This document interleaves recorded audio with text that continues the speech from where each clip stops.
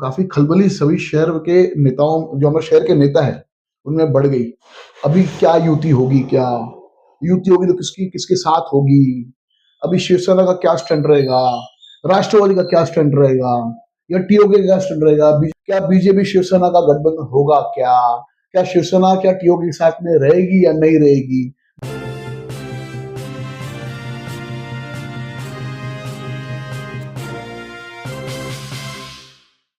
Online पर electronics products की best deal ढूंढ रहे हो तो उल्लासनगर शिवाजी चौक पर मिलेगी सबसे सस्ती डील, सिर्फ महालक्ष्मी सेल्स पर।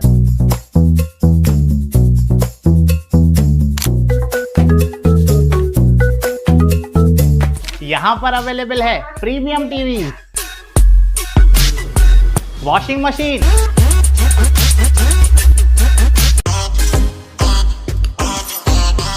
फ्रिज में भी बहुत सारे ऑप्शंस मिल जाएंगे, double door and single door में भी।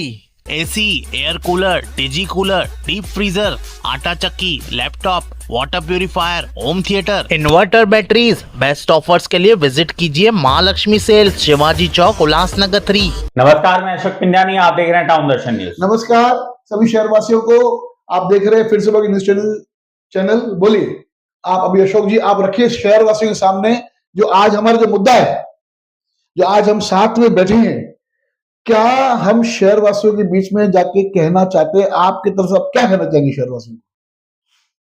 आगामी उल्लासनगर महानगर पालिका चुनाव का बिगुल बज चुका है। 15 जनवरी को चुनाव होने वाले हैं और 16 जनवरी को पता चल जाएगा कि किन किन लोगों ने महानगर पालिका में चुनकर भेजा है, यानी कि मतगणना है, और किन लोगों को घर बिठाया है, और कौन सी पार्टियां क्या जनाधार निकल के आया बाहर। खैर ये तो वक्त बताएगा।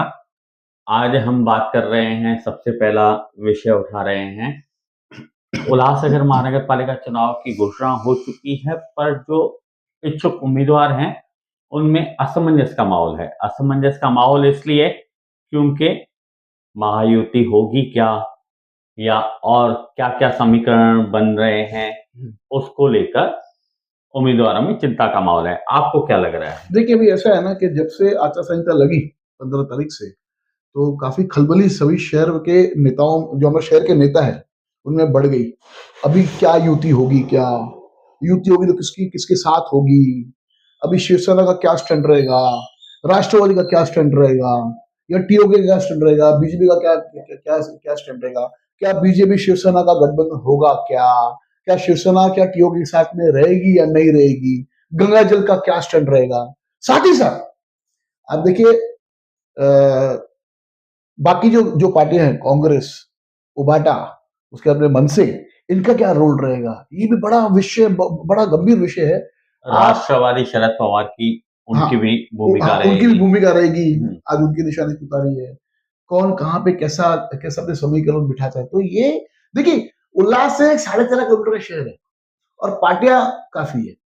यानी अगर आप नेशनल पार्टी देखेंगे तो बीजेपी, शिवसेना, राष्ट्रवादी, ये नेशनल पार्टी पे आती है। बाकी जो होम ग्राउंड जो पार्टीज है, कांग्रेस है, कांग्रेस है, सॉरी कांग्रेस है, मनसे है। बाकी जो गंगा जल हुई, यहाँ टीओके हो गई, ये होम पार्टी है। प्रजाकृपा पार्टी, प्रकाश कुकरेजा सर की, उनका भी एक बहुत बड़ा रोल रहेगा इस बार चुनाव के। तो बीडी प्रकाश सर से बात हुई, प्रकाश सर ने बोला इस बार मैं भी अपने कैंडिडेट्स उतारूंगा, और कहाँ उतारेंगे, कैसे उतारेंगे, कितने पैनल्स में उतारेंगे, वो भी बात की विषय है। तो अभी आपको क्या लगता है कि ये जो पार्टियां जो आज कंफ्यूज्ड है कि हम युति हमारी होगी तो किसके साथ होगी, नहीं होगी तो क्यों नहीं होगी, क्या समीकरण निकल के आएगा? और इसके साथ जैसे कांग्रेस ने अपना गोशवारा, अपना सामने अपना घोषणा पत्र मैनिफेस्टो जिसको बोला जाए, मैनिफेस्टो उन्होंने आनंद फानंद में उन्होंने फटाफट प्रेस कॉन्फ्रेंस करके कर दिया। तो कहीं ना कहीं सभी पार्टी में अगर मैंने जो देखा, कांग्रेस यानी पहले से उनकी इतनी तैयारी थी, जैसे बिगुल बजा, आचार संहिता लागू हुई और उन्होंने एक दिन छोड़ के दूसरे दिन पे ही उन्होंने प्रेस कॉन्फ्रेंस लेके उन्होंने मैनिफेस्टो तक अपना डिक्लेयर कर दिया कि हम ये शहरवासियों के सामने लेके जाएंगे। ये इसलिए भी है क्योंकि कांग्रेस को पता है हमें अपने उम्मीदवार उतारने हैं, साथ में उनके साथ में उबाटा आती है, या शरद पवार जी की राकंपा आती है, किस तरह से मनसे की भी बातें चल रही हैं, तो किस तरह से आगे बढ़ने वाले हैं वो तो उनको पता ही है कि हमें चुनाव मैदान में उतरना है और अपने बलबूते पर चुनाव लड़ना है। वहीं हम इस तरफ आते हैं, शिवसेना ने टीओके के साथ और गंगा जल के साथ में गठबंधन कर लिया है। बिल्कुल।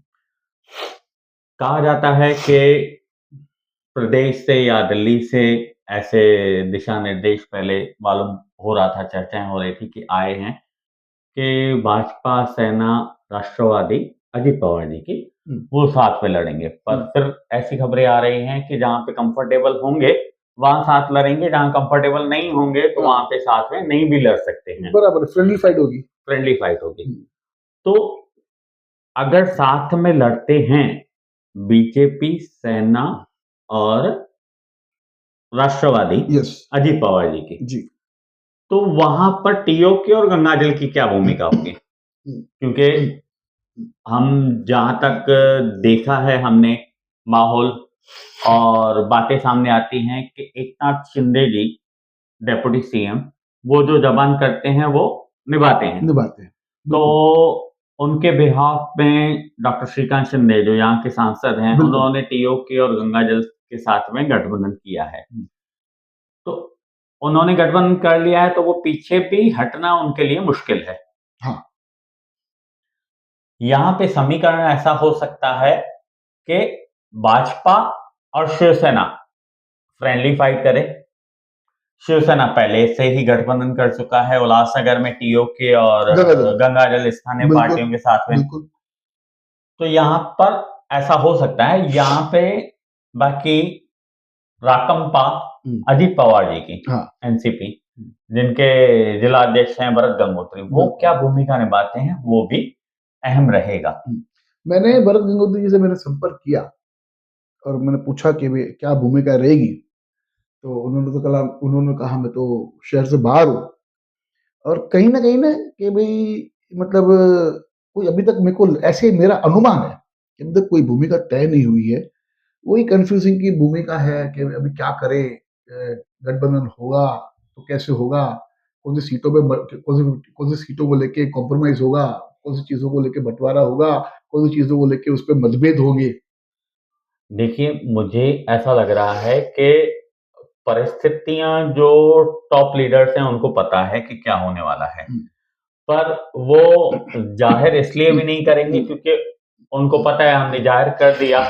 जो हमने जिन लोगों को पार्टी में लेके रखा है, जो हमारे पुराने नेता हैं या जो नए आए हैं चुनाव लड़ने का मन बनाकर, बिल्कुल, तो उनको अगर लगेगा कि भैया ये समीकरण हो रहा है, इनका इनसे गठबंधन हो गया है, मेरे को सीट मिलना मुश्किल है, या इनका इनसे गठबंधन नहीं हो रहा है तो मेरे को सीट नहीं मिल सकती है, तो वो दूसरी जगह पे जा सकते हैं। मतलब आयाराम गयाराम को फिलहाल जो रोक लगी हुई है वो इसलिए ही क्योंकि असमंजस का माहौल है और ये टॉप लीडर्स चाहेंगे ये असमंजस का माहौल एंड टाइम तक चलता रहे, बातचीत भी चलती रहे। वैसे भी हर चुनाव में आप देखते हैं यही सिलसिला चलता रहता है। मैं आपको बताऊं कि इसके अंदर कहां पर पब्लिक भी मिसगाइड होती है। अब कैसे होती है, जो मैंने पिछले चुनाव में देखा था, अभी एक पैनल में 4 कैंडिडेट, ठीक है, वहां पर हर एक पार्टी ने अपना कैंडिडेट उतारा, अपना क्या बोलते हैं पैनल बना के, समझो शिवसेना के 4 फॉर एग्जाम्पल, बीजेपी के 4 फॉर एग्जाम्पल, किस वार्डों में टीओके के 4 फॉर एग्जाम्पल, अन्य पार्टियों के अलग अलग। तो जब नेता लोग प्रचार पे जाते ना तो उनको बोलते हैं कि भाई ये आपके सामने हम ये 4 वोट लेने आए हैं, हम ये 4 कैंडिडेट आपके पास प्रचार पे आए हैं, या कभी कभी 2 भी चले जाते हैं, 2 कहीं और चले जाते हैं क्योंकि पैनल बड़ा है, तो आप बोलते हैं हमें 4 वोट देना। वहां पर लोगों को समझाते नहीं है कि भाई ये मैं जो आया हूं, मैं अपने वोट के लिए भी आया हूं और साथ के साथ मेरे साथी है उनके भी वोट लेके आए। लोगों के बीच में ऐसे धारणा डालते हैं कि मुझे जीताओगे तो 4 वोट करने पड़ेंगे, तो ये कहीं ना कहीं हमें कंफ्यूज होती है पब्लिक।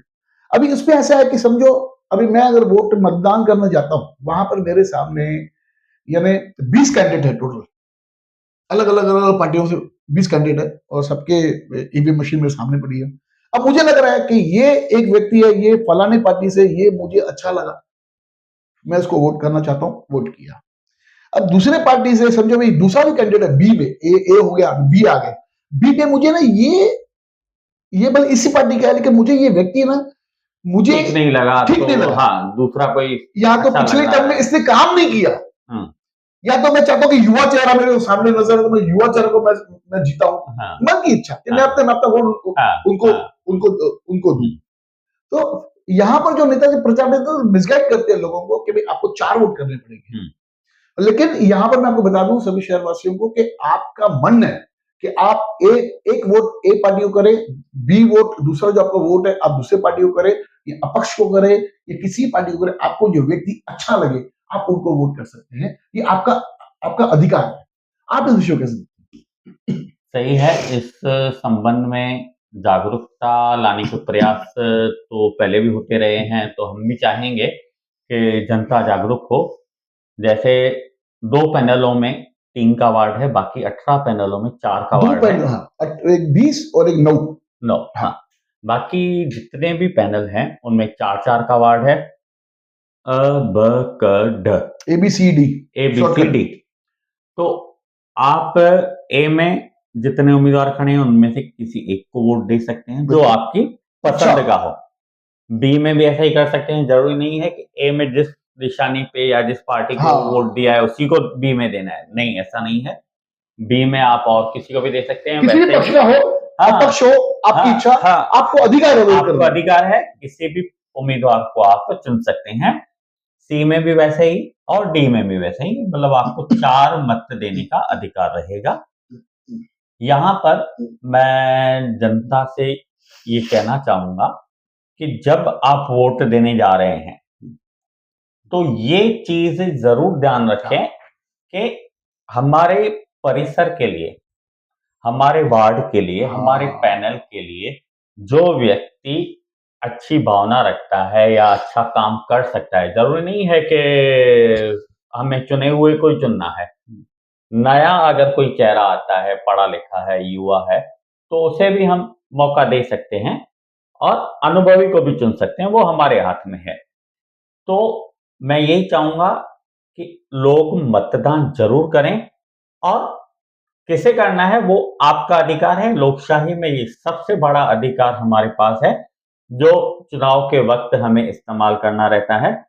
तो आपको मैं यही कहूंगा कि मतदान जरूर करें, उस दिन अपना समय 2 घंटा जरूर निकालें वोटिंग के लिए, और जितना हो सके सुबह के समय ही आप वोट करें। अब तो ठंड का टाइम है, तो ठंड में इतनी तकलीफ नहीं होगी, लेकिन वैसे क्या धूप की तपक में और मतलब भीड़ भी हो जाती है दोपहर के टाइम पे, दोपहर तो हो सके तो जितना अर्ली उस दिन सुबह जल्दी उठे और अपना चुनाव करने जाएं, क्योंकि कौन सा आपको आपके वार्ड के लिए आपको आपका प्रतिनिधि चाहिए जो आपको 5 साल आपकी सेवा कर सके। साथ ही साथ में आप जब वोट करने जाएं, एक मन में बात पक्का रखिएगा कि मैं जिसको वोट करने जा रहा हूं, अगर वो पहले से ही नगर सेवक है, अगर माजी, तो पिछले 2017 से लेकर 2022 तक इसने मेरे लिए क्या किया, मेरे वार्ड के लिए क्या किया, मेरे जो 5 साल की समस्या जो थी, जो पिछले जो 4 साल थे उसमें कोई नजर से नहीं था, हम उस पर किसी को बोलते ही नहीं है, ठीक है।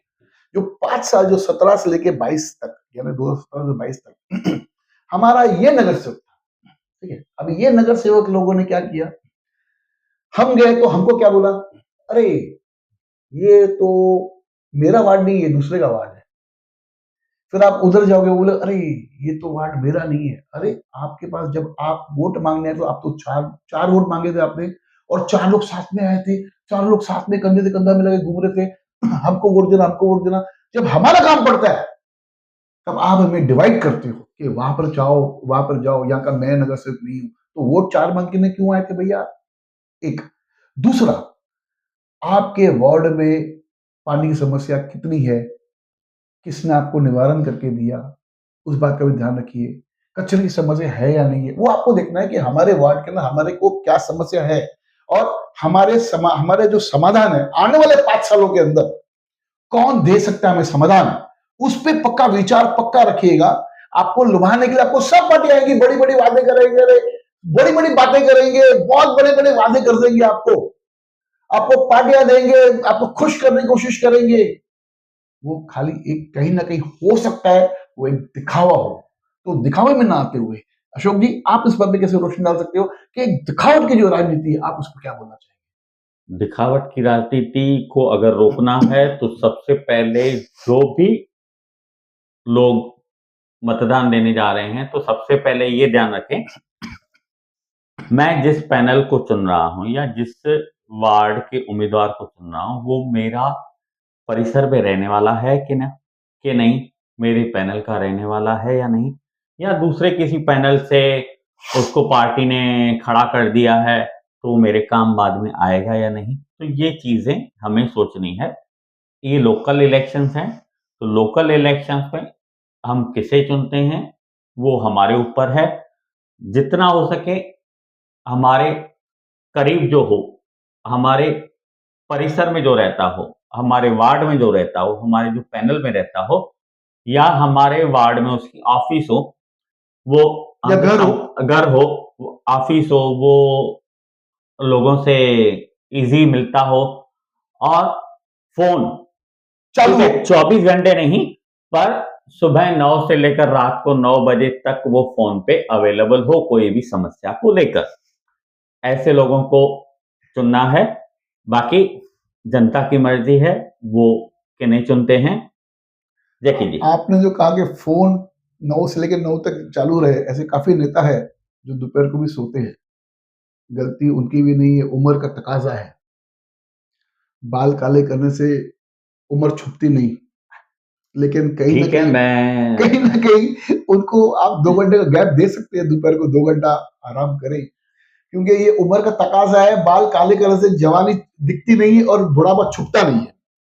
तो कहीं ना कहीं साथ ही साथ में आपको ये सोचना है कि मेरे साथ में कौन सा नेता, पार्टी का हमें कोई इशू नहीं है, आप किसी पार्टी के नेता को चुन सकते हो, लेकिन जो नेता को मैं वोट करने जा रहा हूं, पार्टी का या अपक्ष भी चुन सकते हैं, वो किसी पार्टी का अपक्ष हो जो भी हो, हाँ, आपकी चॉइस है, हाँ, लेकिन ये व्यक्ति जिसको मैं वोट करने जा रहा हूं, ये व्यक्ति की क्वालिटी क्या है? क्वालिटी होगी तभी आपको रिजल्ट दे पाएगा, क्वालिटी नहीं होगी। आज हम एक शर्ट लेने जाते हैं तो पूछते कपड़ा कौन सी क्वालिटी का है, कॉटन है, मिक्सिंग है, क्या है। हम टीवी लेने जाते हैं तो पूछते हैं इसमें कितने चैनल्स है, इसमें गूगल चलता है कि नहीं चलता है, इसमें यूट्यूब इनबिल्ड है कि नहीं है। एक 13,000 की चीज हम लेने जाते हैं और उसकी भी गारंटी मिलती है 15 साल की। यहाँ पर कोई नेता की गारंटी नहीं है। तो इसके लिए जब वोट करे, समझ के वोट करे, अच्छे इंसान को वोट करे, और साथ ही साथ मैं सभी शहरवासियों को कहना चाहूंगा कि जो शहर की समस्या है आपसे छुपी हुई नहीं है। शहर में जो समस्या का जो भंडार फूट चुका है, खड्डे, रास्ते खराब है, नालियां कभी कभी चौकअप है, रास्ते में कचरे है, और टूटा फूटा शहर हो चुका है। यहाँ पर रीडेवलपमेंट की बातें खाली बातें होती, अधूरी रह चुकी है।